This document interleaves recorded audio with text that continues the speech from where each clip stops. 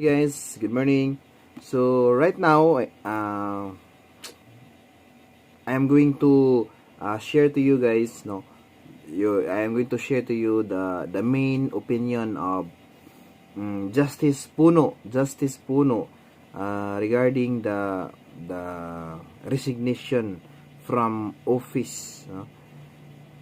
Actually, what happened is that um, so. Uh,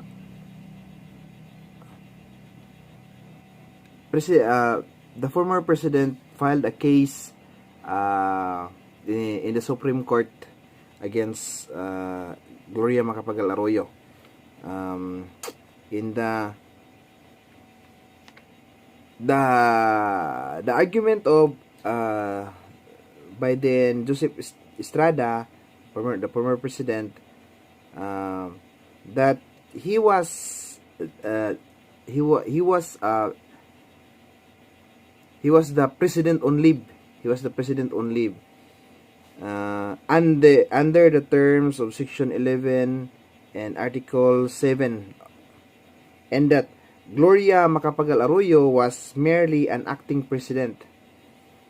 And again, this was a case of Estrada versus Arroyo that was filed by Estrada himself. Then together with there is a companion case, the case of Estrada versus Desierto, to seek confirmation of his position. Okay, so the decision was very controversial. The decision of the Supreme Court was very controversial. It was unanimously decided by the Supreme Court, with the Chief Justice the BD and Justice Panganiban abstained. The BD, according to the BD, he abstained because, as we know, President Arroyo in Idsa's shrine take oath in front of Chief Justice Hilario Davide. Now,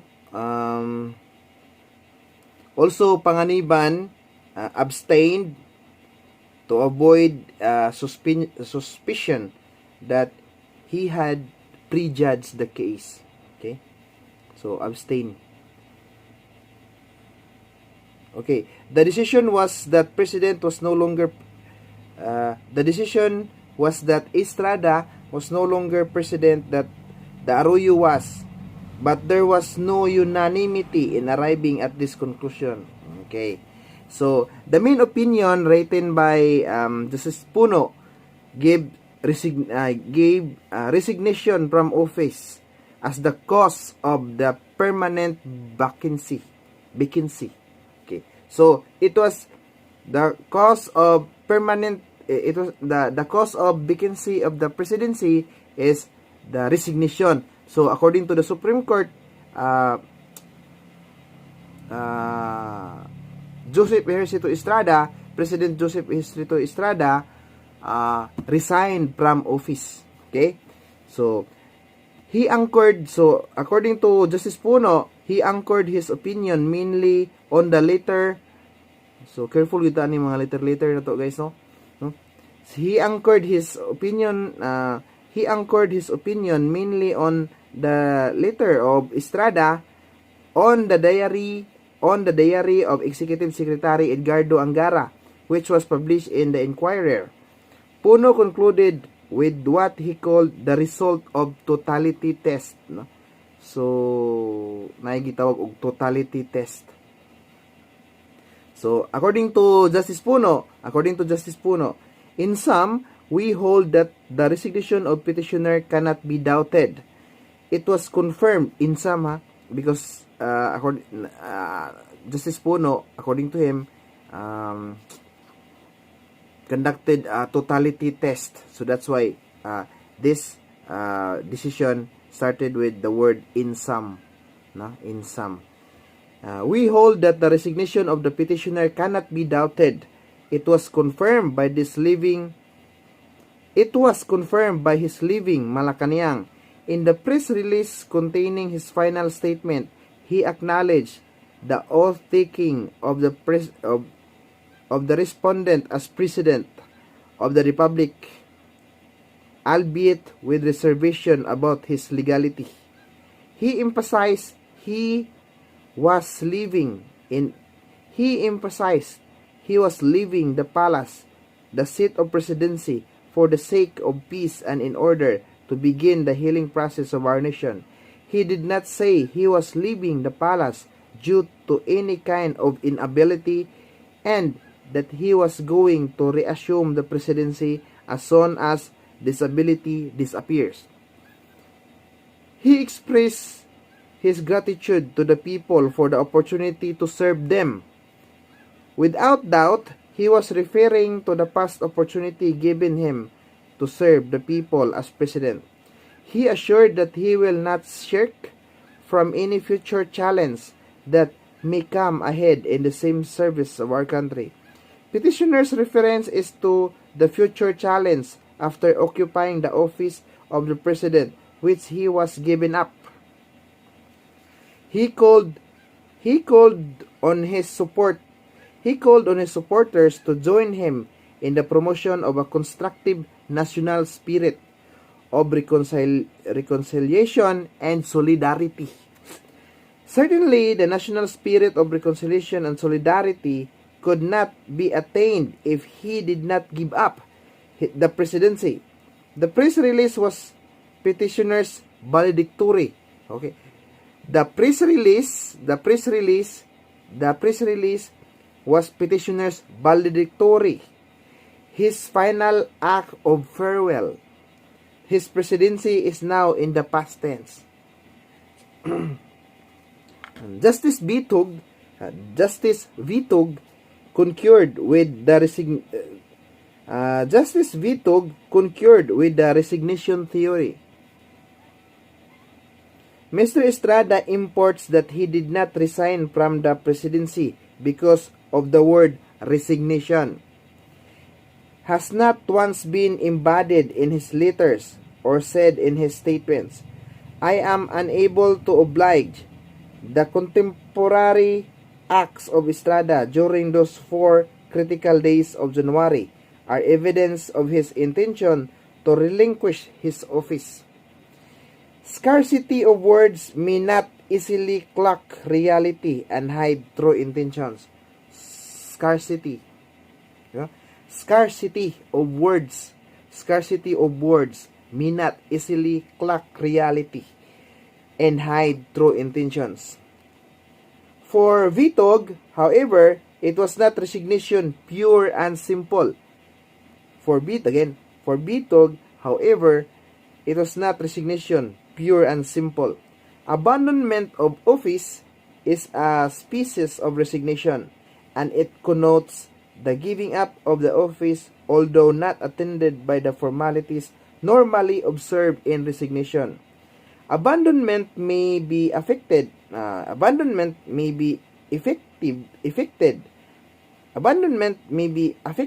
a positive act or can be the result of an omission, whether deliberate or not.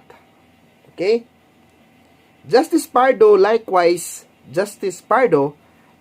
based his opinion on forced resignation. So nanay 3 justices nga ni-concur. I concur in the result. In the above cases, the court decided to dismiss the petitions. Consequently, the court effectively declared that on January 20, 2001, petitioner has resigned the office of the president. Thus, then Vice President Gloria Macapagal Arroyo succeeded the presidency in the manner prescribed in the Constitution. She is a jure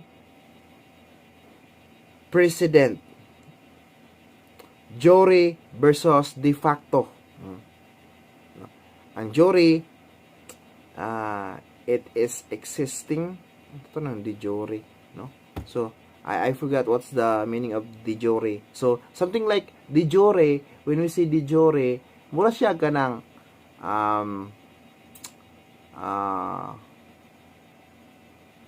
siya may chosen, no? By the siya may declared nga president, no? Ang de facto government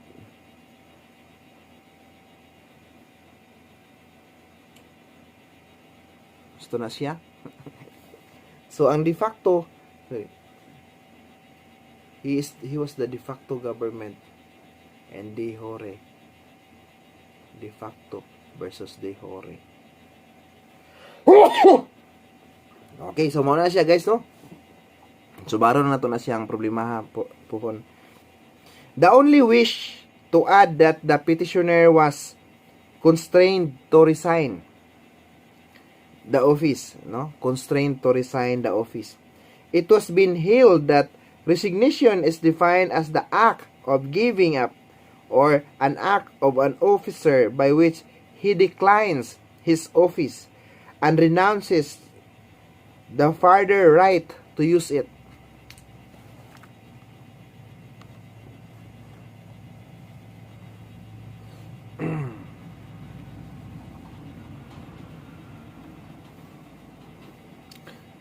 Further right to use it. To constitute a complete and operative act of resignation, the officer or employee must show a clear intention to relinquish or surrender his position, accompanied by the act of relinquishment.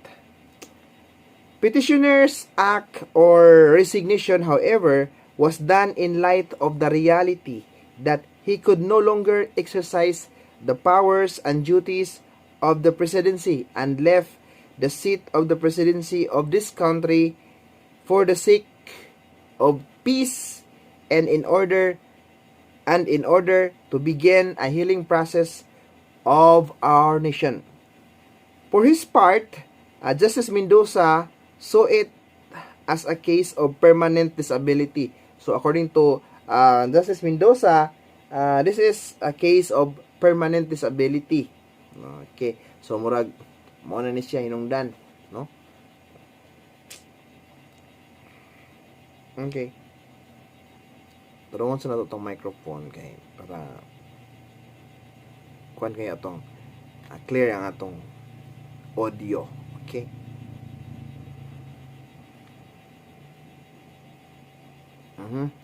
Okay. So according to Justice Mendoza, this is a permanent disability. This is a permanent inability. Indeed, the people power movement did not just happen at a call of some ambitious politicians, military men, businessmen, and prelates.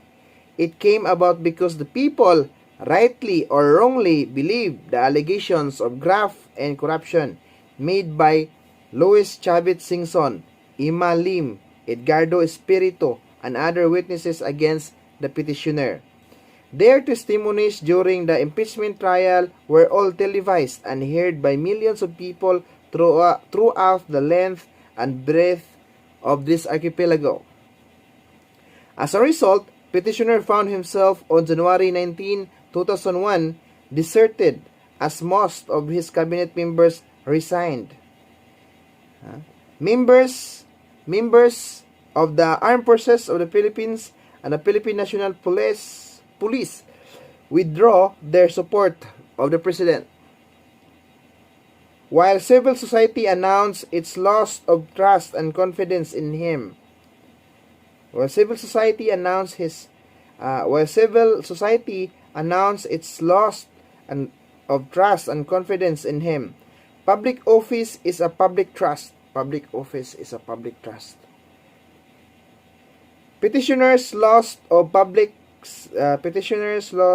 of public trust and as a consequence remained president only in name.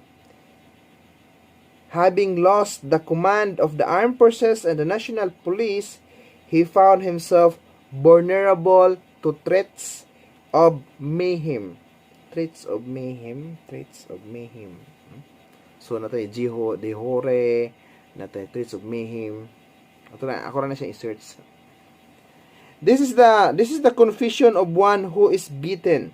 After all, the permanent disability referred to in the Constitution can be physical, mental, and moral, rendering the president unable to exercise the powers and function of his office. As his close advisor wrote in his diary of the final hours of the petitioner's presidency, the president says, pagod na ako. Ayaw ko na masyado ng masakit. Pagod na ako sa red tape, bureaucracy, intriga. I am very tired. I don't want any more of this. It's too painful. I'm tired of the red tape, the bureaucracy, and intrigue. Angara himself shared this view of petitioner's inability. He wrote in his diary, "Let us be realistic. I counter. The president does not have the capability to organize a counterattack. He does not have the AFP or the Philippine National Police on his side.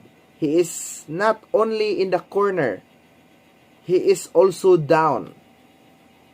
This is the clearest proof that petitioner was totally and permanently disabled, at least as of 11 p.m. on Friday, January 19, 2001. Hence, the negotiations for the transfer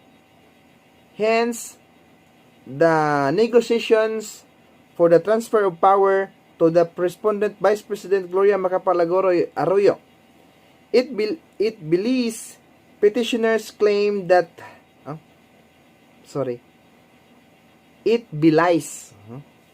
petitioners claim that he was not permanently disabled, but only temporarily unable to discharge the powers and duties of his office, and therefore can only be temporarily replaced by President Gloria Macapagal Arroyo under Article 7, Section 11. Justice, taas pa ni guys eh.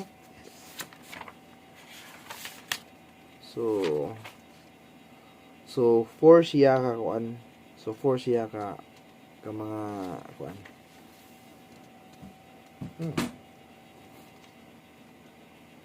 And Justice Bilosilio likewise anchored his concurrence on permanent disability. So according to Justice Bilosilio,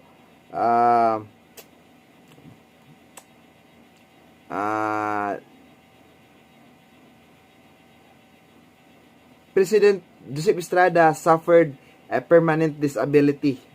Okay. So, di na ko siya basahon kasi, taas kayo. Move ta. Pero rin natin siya basahon kay kanang na kay makatunan nga na kay mga makuanan nga mga words ba, no? Kanang gikan gid sa mga justices. Basahon na ni. Clearly, permanent disability in the sense of a conceptualized in the Constitution cannot be realistically be given and restrictive and impractical. Okay. Smart trading. Let's proceed. So,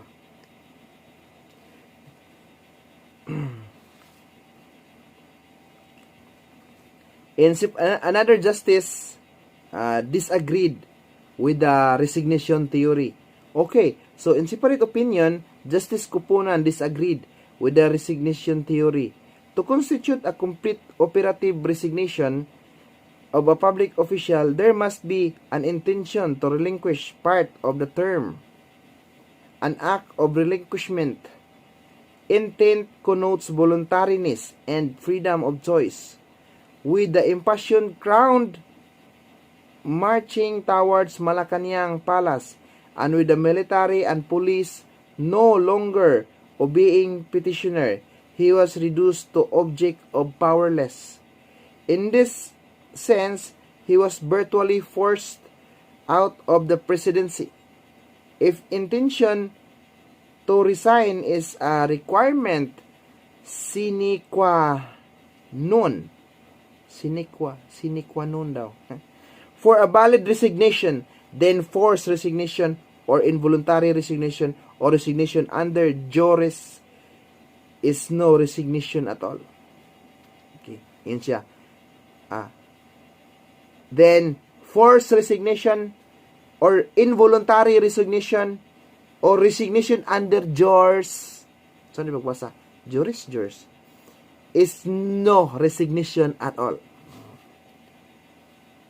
For this reason, Kupunan preferred to recognize the legitimacy of Arroyo presidency simply as irreversible effect.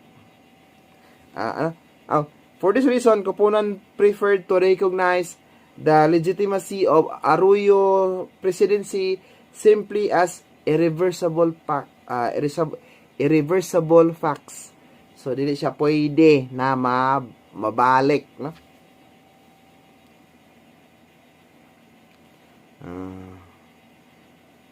Justice Sandoval Gutierrez has same view, similar view.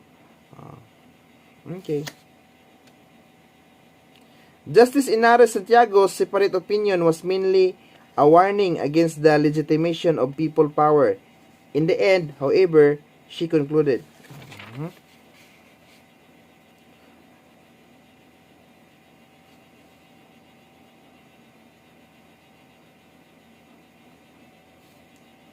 the Estrada camp filed a motion for reconsideration which was decided on April 3, 2001.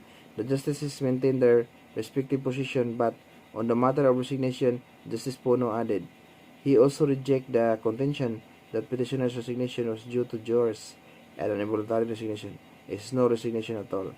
The decision said that in determining whether resignation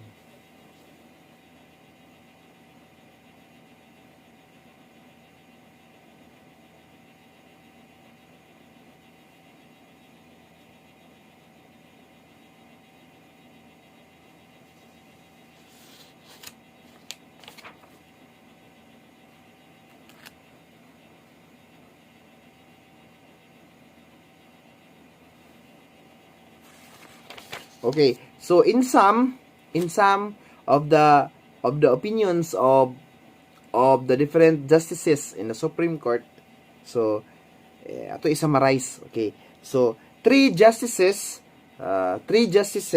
si Justice Puno, si Justice Vitog, and Pardo accepted some form of resignation. So according to these three justices, Arroyo, according to these three justices, Joseph Ejercito Estrada resigned from office. Two justices, Mendoza, Bilosilio, saw permanent disability. So 3-2, so so permanent disability. Three justices, Kupunan, Inares Santiago, and Sandoval Gutierrez accepted the presidency of Arroyo as an irreversible fact. Irreversible fact. Five justices, Kisumbing, Milo, Buena, De Leon, Gonzaga Reyes signed the decision without expressing any opinion.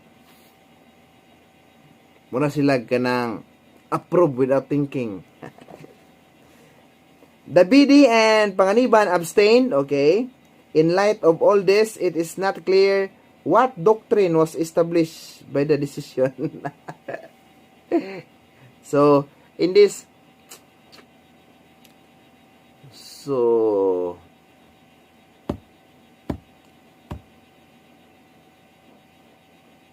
the decision of the Supreme Court in the case of Joseph Ejercito Estrada and versus Arroyo, with the companion case of Estrada versus Desierto,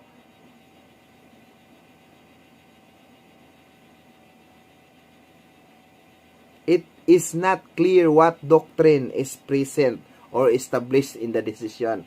It's simply all the opinions of the justices. Wala siya. Okay, let's proceed to section 9. Whenever there is a... Ay, dili sa takutob kisa kay taas na kayo itong video. So, again, that explains, this video explains why it is, why it was, what happened during that time in the time of Joseph Estrada's presidency and the presidency of former Gloria Macapagal Arroyo. So, as we know, Gloria, in the history of the Philippines, former President Gloria Macapagal Arroyo was the longest